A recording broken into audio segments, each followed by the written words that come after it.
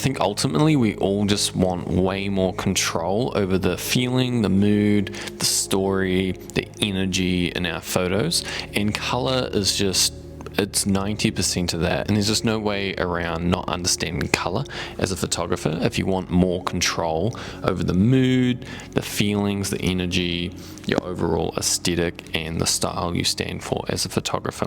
This is what I wish I knew. I've done over 1,000 videos now in Lightroom and probably photography for 8 years. Understanding color has helped me just immensely get the energy, the style, the story, the emotion I want out of my photos.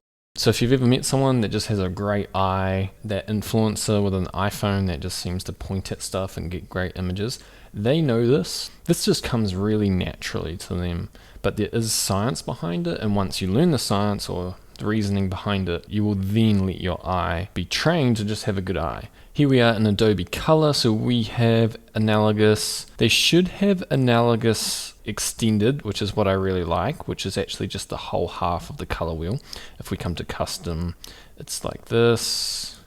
It's literally half of the color wheel. I really like that one. It should be in here.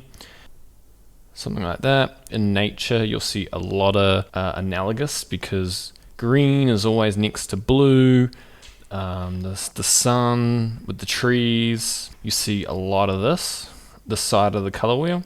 The cool side in nature, not so much this side, but they tend to be next to each other in the color wheel. Okay, if I was a wedding photographer, this is the color harmony I would use. Another really talented wedding photographer teaching within the course. Now might be a good time to point out white and black are neutral colors, but the feelings associated with white and black is like pure and luxury. So I think that's why it's used for weddings anyway. So they work for any color scheme. So you can actually click white and insert it into your color scheme that you're making. If you click white or black. So this color theme is again analogous. We've got yellow and greens. So no reds, no purples, no deep blue. So we come across an image. So this is just, to me, this is just really, really nice colors. And now it becomes extended analogous. We don't have that in here, which is very annoying, but it looks like this. So I really like this. The colors look absolutely great. So we sometimes get a normal analogous or extended analogous, and it can go all the way to 1/2 of a color wheel, and it looks great. So here in Lightroom, we're just bringing down the greens so it's not overpowering this yellow and light blue color scheme here. Okay, I want to watch out for that, just balancing them, but super beautiful color scheme here. And the blacks are extra black, which I love. So you really can jump around color themes, extended analogous, and then a tighter analogous, and then sometimes it could be split complementary, almost his style. I really like this image, the color in these ones. So he's done a great job of selecting this image with reds, green, so it becomes a bit of a split complementary, this image. And since your dominant color is a yellow, it can look really great. You can sort of pick out details that are more monochromatic or very tight analogous. And then you'll also see it in landscape. Some people go for like a brown analogous color scheme, a color scheme like this with oranges and browns. It might be about removing other colors so that your main color sits above. So it depends what's captured in the shot, but you need to make your dominant colors stand out a bit more. So before, no color palette, and then we just really bring in this color palette here.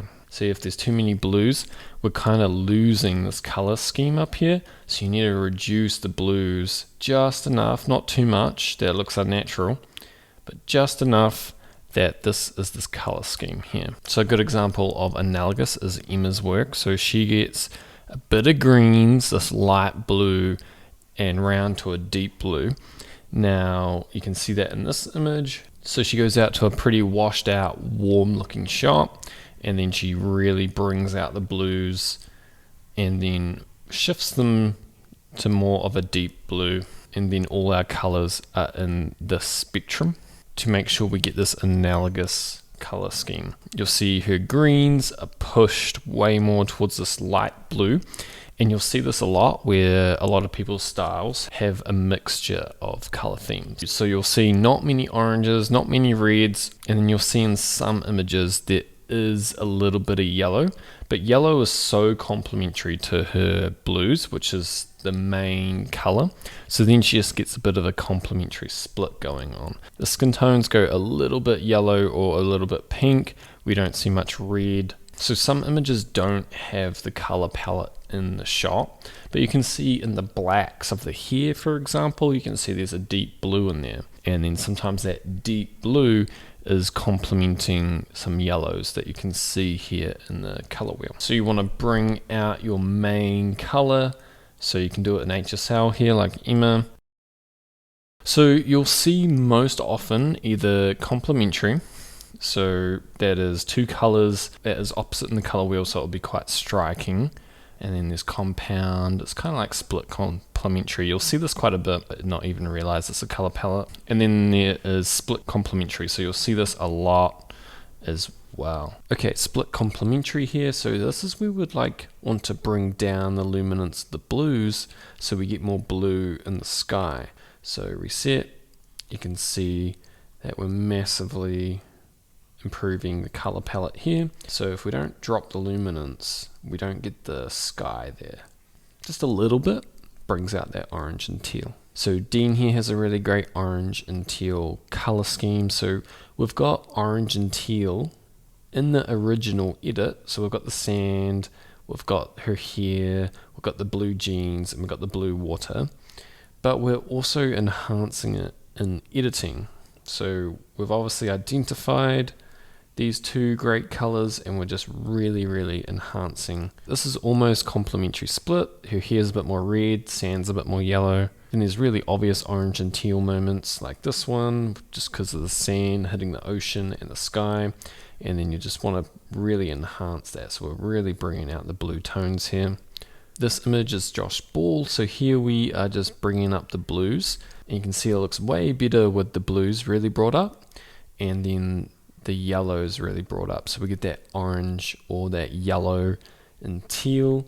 Orange and teal, we're getting that color contrast. So again, you've got to reduce the colors that aren't in your color palette. In camera, pretty washed out. We bring back all the color. We get something more like this. And I also love Cam's work. So she usually leans towards orange and teal, but it's more of a yellow warmth to a very light teal. So if we reset, reducing the blues, bringing out the warm tones, and doing it mostly by adding in some warm tones, split toning. Monochromatic, so that's just one dominant color of different shades. I really like that one, it's pretty easy. So shooting either at blue hour or sunset, you'll see this a lot where the sun just washes out all these warm tones, or in blue hour, you get all these blues, very beginner. So monochromatic, we can reset, bring it back, and see we just remove all those blues because we want to keep that really warm color scheme. So really bringing up the warmth can just introduce so much of this orange tone, and then you just have to balance it and you get this really nice. I love these. I love the colors Ethan gets. And then the same approach with Jolanda. So it's kind of cold, kind of blue, but they just bring up the warmth a lot until we have almost a monochromatic look. And then I love Marcella's colors too, very monochromatic, not 100% but very close.